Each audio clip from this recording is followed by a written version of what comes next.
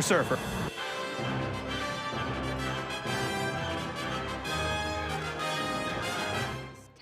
When people go to pawn shops, they are usually looking for quick money and never really know the true worth of the item they are intending to pawn.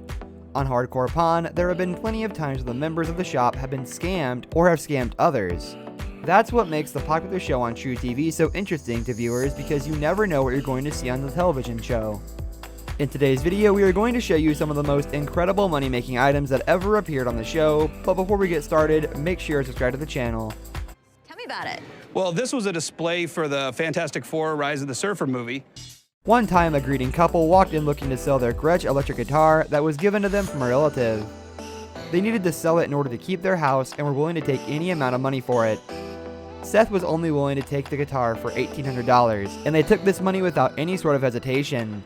It was clear these two were desperate. It turned out after some research on Seth's end that the guitar was actually worth a lot more than they had sold it for. It was actually worth a whopping $2,800. Seth decided to be a good guy and contacted them back to give them an extra $1,000. You have to respect Seth for this. Most pawn shops would just take advantage of this couple, but Seth decided to be a good person. So, these were your uncles?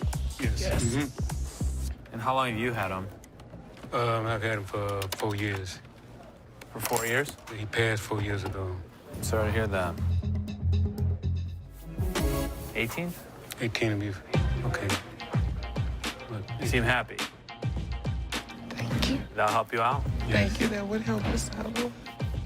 Thank you so much. A customer named Crystal approaches Les and Ashley, saying that she found these gems in her recently deceased grandmother's house. She was trying to sell these to help pay for the funeral costs and was not expecting much value to be found in them. But she did say any amount would help. Ashley was firm on her stance, that the stones were worth nothing and had no value, but Les promised that he'd have his gem expert take a look at them. Almost all the gems turned out to be glass, but upon further inspection, one of the gems turned out to be a Burmese ruby valued at $10,000. Crystal, who's ironically named Crystal, when the sections about rubies was obviously stunned, and Les was happy to take the extra time to change this woman's life for the greater good. My grandmother, she used to show me her stones when I was younger. How much did you want for these?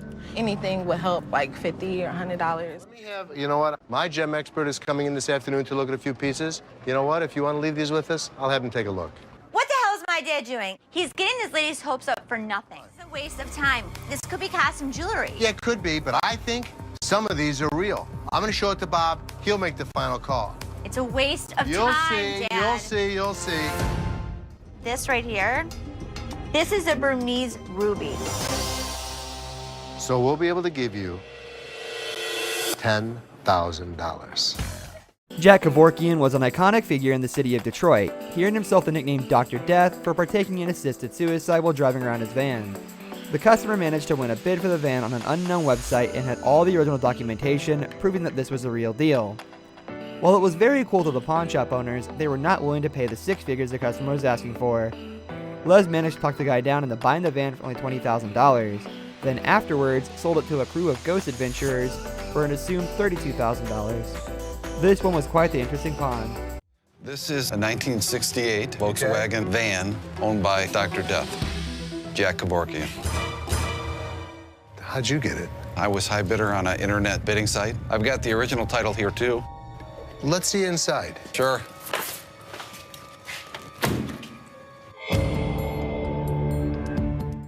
And that will be all for today's video, guys. Thank you for watching, and if you haven't, make sure you like the video and we'll see you next time.